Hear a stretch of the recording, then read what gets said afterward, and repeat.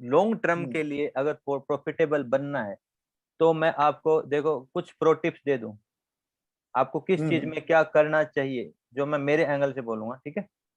सबसे बड़ी बात मेरे लिए, सारी चीजों की मास्टरी करने के बाद भी मैं ये चाहता हूँ कि मेरी मास्टरी अभी भी साइकोलॉजी में पेंडिंग पड़ी है। बाकी मैं बहुत एडवांस, आपके लेवल से तो मैं बहुत एडवांस।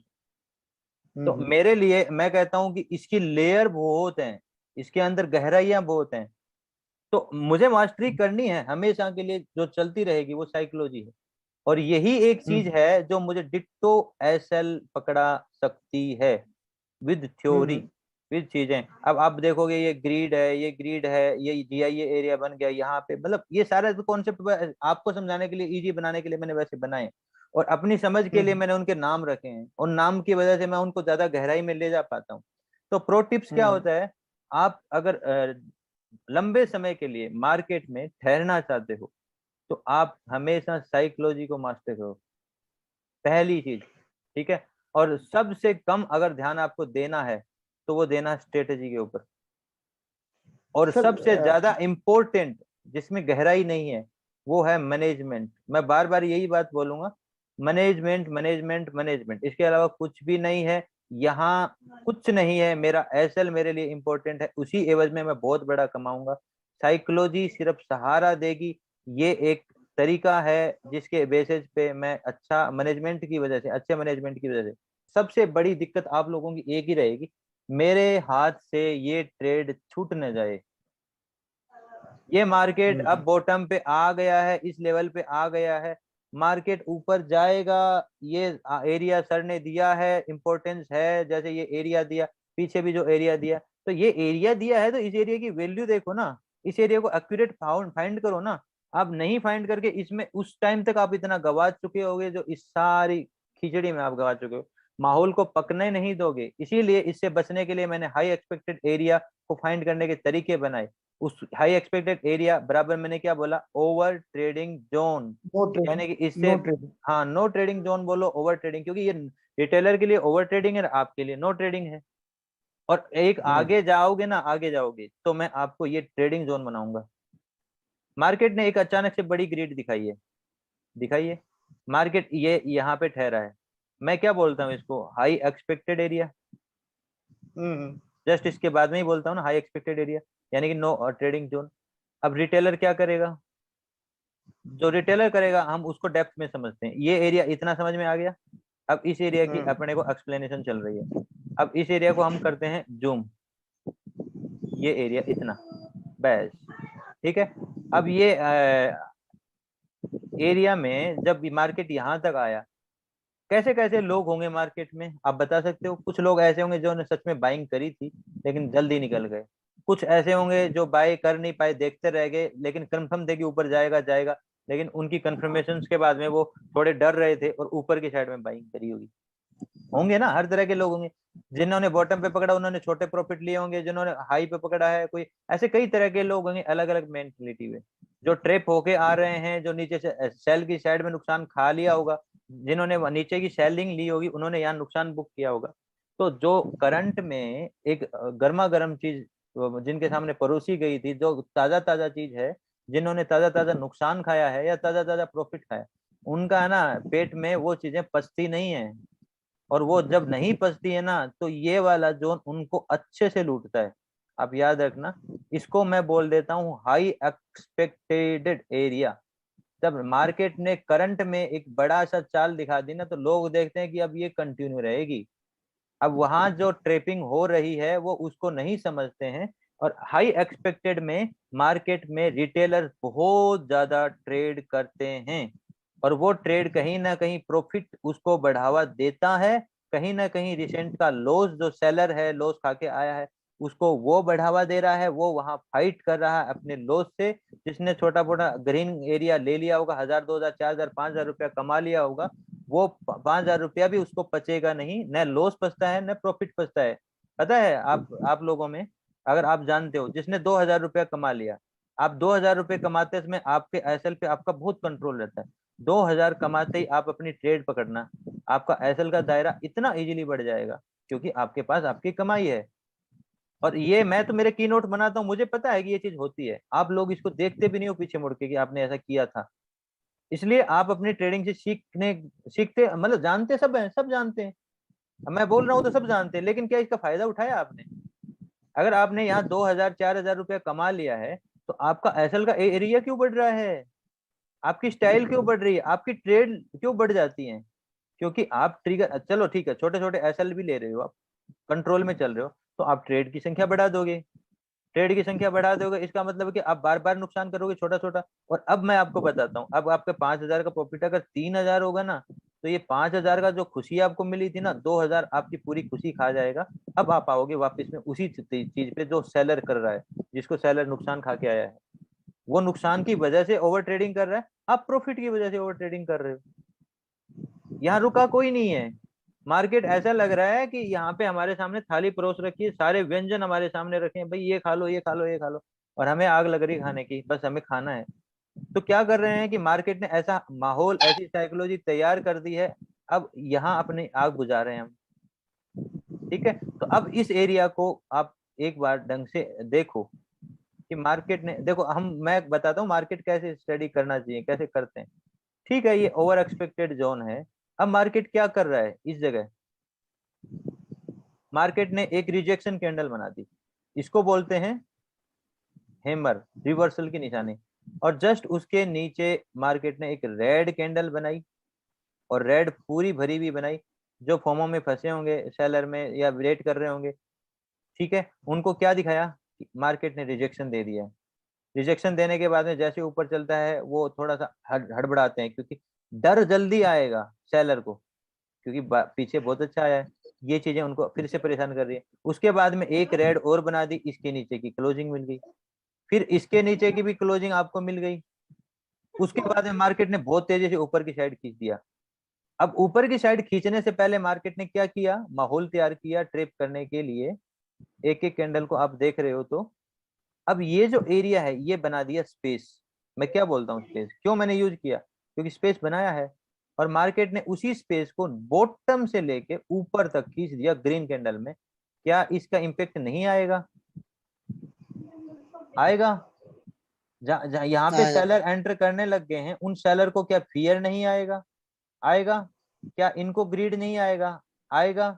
इसी के ये है, कुछ नहीं है, जाना कहीं नहीं है, ना ऊपर ना नीचे। ये अपने लिए हाई एक्सपेक्टेड एरिया। यहाँ पे बायर घुसेंगे, फिर बायर को प्रीमियम हैवी मिल जाएगा, क्योंकि ऊंचे की रेट पे घुसे हैं।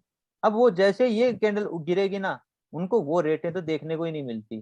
फिर बोले यार ना ना ना ना ना ना, ये तो नीचे जा रहा है, फिर अगली कैंडल भी ऐसे जाती हुई फिर से मार्केट एक स्पेस क्रिएट करेगा। ये ग्रिड जल्दी आनी है, फिर मार्केट ने खींच दिया। क्या कर रहा है मार्केट? ओवर ट्रेड कैसे करा रहा है? अब हम ओवर ट्रेड को समझ रहे हैं, कभी अपने चार्ट को ऐसे उठा के पढ़ने की कोशिश किया करो, तो आपको समझ में आएगा। इस बार मार्केट ने हाई को क्रॉस कर दिया, लेकिन मैं क्या देख रहा हूँ? स्टेप। और मेरे लिए स्टेप में क्या हो गया? ये एक स्टेप हो गया मेरे लिए। स्टेप के अंदर मार्केट ने कुछ नया नहीं किया, मैं तो इतना ही जानता हूँ कि नया नहीं किया।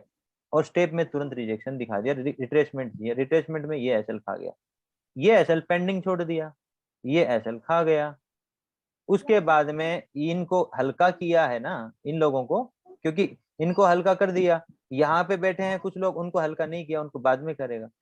या कुछ बड़े एसएल लेके बैठे हैं, उनको अलग करेगा। अब मार्केट ने फिर से क्या किया? स्पेस क्रिएट किया, फिर से ग्रिड दिया, इस वाले एरिया को खा गया। फिर मैं क्या कहूंगा? क्या कहूंगा मैं कि अब मेरे लिए स्टेप, अब मैं स्टेप किस जगह पे देख रहा हूँ, ये ध्यान रखना। आप हर जगह देखते हो, अलग तरीके से हर जगह की वैल्यू होती है। एक ये लाइन, एक ये लाइन, एक ये लाइन। आप इसके दायरे देखो, मार्केट ने क्या किया और मार्केट ने क्या किया। नया कुछ नहीं किया, लेकिन इससे रोल को निभाने के लिए मार्केट ने यहाँ पे ग्रीड कैसी दी। इस रोल को निभाने के लिए, इस छोटे से को लिए 80% नहीं है, ये 90 नहीं 98% की लगभग की दौड़ कवर जोन की है। सिर्फ 2% बाहर निकला, और एक्चुअल में इस 80% में लोग नहीं उलझे होंगे, इस ये 15 10 12 15% में लोग बाहर कूदे होंगे। और वही लोग हैं जो ये कहते हैं कि भाई साहब मैंने तो जब ट्रेड ली ना मार्केट पलट गया बुरी तरह से, और मेरे को तो वो रेट ही नहीं दिखाई दी, और मैं सोचा कि थोड़ा रिट्रेसमेंट लेगा, थोड़ा रिट्रेसमेंट लेगा नीचे से। आप अब देखो इस चीज में, और क्या दिख रहा है आपको? Reversal candle. क्या दिख रहा है आपको? Reversal candle. क्या दिख रहा है आपको? Reversal candle. क्या दिख रहा है? Reversal candle. क्या दिख रहा है? Reversal candle. और हो क्या रहा है? Over trading. क्या मेरी बातों को समझ पा रहे हो? और हर जगह ये परिस्थितियां बदलती हुई दिखाई देंगी। क्या आपने की नोट इस पे नहीं बनने चाहिए? क्या मार्केट आपका गुरु नहीं है? मैं तो रास्ता पकड़ा रहा हूँ। क्या आपका मार्केट आपका की नोट नहीं बना रहा है? आप उसको नोट तो करना शुरू करो। अब देखो इस चीज में कि मार्केट ने लास्ट ट्रेप कब किया। यहाँ लगाओ अपनी एडवांस ट्रेंड लाइन, यहाँ लगाओ अपनी थ्योरी, यहाँ लगाओ अपनी चीजें, कहाँ आपको क्या करना है। तब आपको एंगल भी मिलेंगे, चीजें भी मिलेंगी। अब ये वाली तो सिर्फ एक साइकोलॉजी बन रही है। अब इसी के ऊपर अगर आप अपनी एडवांस ट्रेंड लाइन वगैरह कहीं लगाओगे तो आपको एंगल मिलेंगे, ठीक है। और उसी के बेसिस पे आपको बहुत छोटे एसएल मिलेंगे, बहुत ही छोटे एसएल, ठीक है। मैं दिखाता हूँ एसएल कैसे छोटे मिलते हैं। मुझे नहीं पता यहाँ से मार्केट ऊपर जाएगा नहीं जाएगा, मेरे लिए तो ये पता है कि ये स्टेप से अगला स्टेप घट गया है। बायर चेंज करने, देखो बायर है ना यहाँ कर मतलब नहीं होते तैयार लेने के लिए, वो तैयार ऊपर की साइड होते हैं। वो तीसरे पहलू में जाके घुसते हैं, दूसरा पहलू के बाद तीसरे पहलू में जाके घुसते हैं, और वहां से मार्केट है ना, जब ये कहते हैं अभी तो देख रहे हैं चलो हो रहा, और अब कंफर्म हो गया अब घुसते हैं, तो वो ऐसा करते हैं। और जब ऐसा करते हैं हमें उनका फायदा क्या? वापस से मार्केट ने एक रिजेक्शन कैंडल दिखाई, वो भी एक अग्रेसिव कैंडल के पास दिखाई, और 2 बार से स्टेप गिर चुका है, और मार्केट ने रिवर्सल कैंडल के ऊपर से मार्केट जाता हुआ दिखाई दे रहा है। आपको ये जैसे ही क्रॉस करे आप एक ऐसा यहाँ से ले सकते हो, लेकिन हिम्मत है आपकी यहाँ लेने की? नहीं होगी। क्यों नहीं होगी? मैं दिखाता हूँ आपको क्यों नहीं होगी। ये मार्केट गया आपके लिए। अब आप बताओ, आपको मार्केट बाय का दिख रहा है सेल का दिख रहा है? आपको पता है मार्केट सेल का है, आप अभी देख के आए हो। इस जगह के ऊपर ये इसका मैं पीछे का पार्ट और खोलूंगा ना कहीं देखो, एक सेकंड।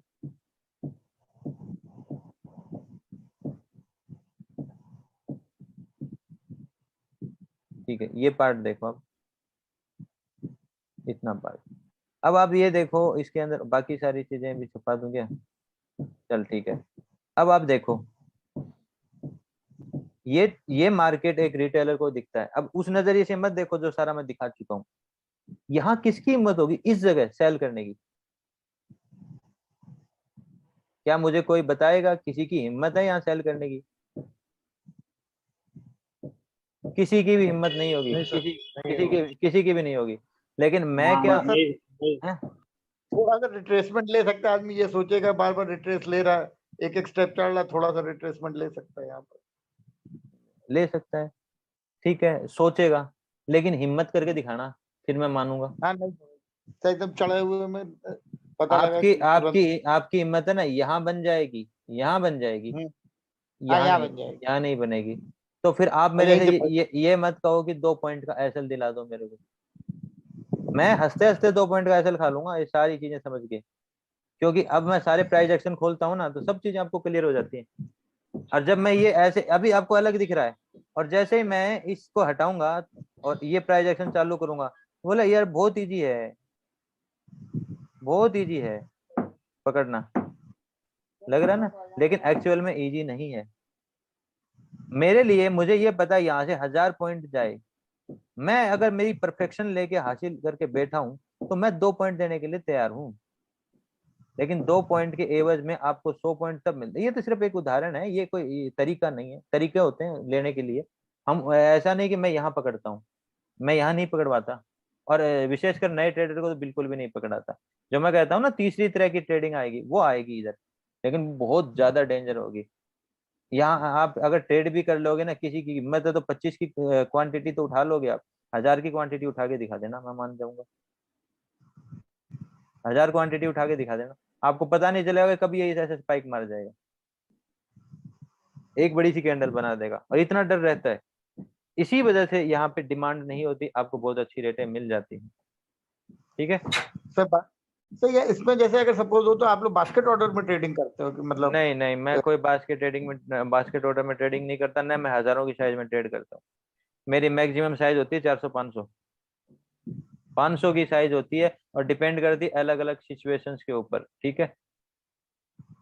तो ज्यादा उसमें भी आपका स्ट्रॉन्ग जब हायर अपना आप कैलकुलेट करके साइज लेते हो? देखो, सबसे बड़ी दिक्कत मेरे साथ, मैं ज्यादा बड़ी साइज में नहीं जा पा रहा। मेरी प्रॉब्लम मैं बता दूं खुल के, मेरी प्रॉब्लम होती है साइज हैंडलिंग की। मतलब ये होता है, अगर मैंने 1000 की साइज भी ले ली, ऐसा नहीं कि मैंने ली नहीं है, ली है कई बार, मतलब इससे भी बड़ी साइज ली है। बास्केट ऑर्डर नहीं किया मैंने कभी, मैं सही बताऊं। मैंने 1000 की साइज अगर ले ली है, तो 1000 की साइज में मेरे को इतना ज्यादा डर लगता है कि मेरे को प्राइस एक्शन नहीं दिखता। दूसरी बात, यहाँ पे मैंने ट्रेड ली, वैसे भी वो डरावनी जगह होती है, आपको पता है। वहां पे मैंने ट्रेड ले ली, 2 पॉइंट में मेरा एसएल भी रख दिया, मेरा एसएल भी सेफ है। जैसे ही इस साइड चलेगा, तो इसका मतलब ये नहीं कि मेरा डर कम हो गया, इसका मतलब ये है कि कहीं ऊपर ना जाए, इसके चक्कर में मैं इसकी आधो आधी यहाँ निकाल जाऊंगा। 1200 में से 600 700 या 1000 में से 500 600 की मैं निकाल जाऊंगा, एसएल रख के मैं फिर निडर हो पाऊंगा। और लास्ट में फिर थोड़ा सा ग्रिड में लेके और निकाल जाऊंगा। एक्चुअल में लास्ट में जानी उतनी होगी जो मेरा बेस है, जितना मैं ट्रेड करता हूँ, 100 150 250 200, वो साइज ही मेरे पास बचेगी और मैं उसको पूरा ले पाऊंगा। और वो जगह आएगी जहां मैं लास्ट ले पाऊंगा, लास्ट मतलब जो मेरे को लगेगा कि एग्जैक्ट यहाँ से मार्केट पलटेगा, और वहां तक मैं ले जा पाऊंगा। ठीक है, तो ये अलग चीज है, ये तो देखो मैनेजमेंट का हिस्सा है। कहीं ना कहीं हम किस कैसे मैनेज करें, बड़ी साइजें कैसे लें।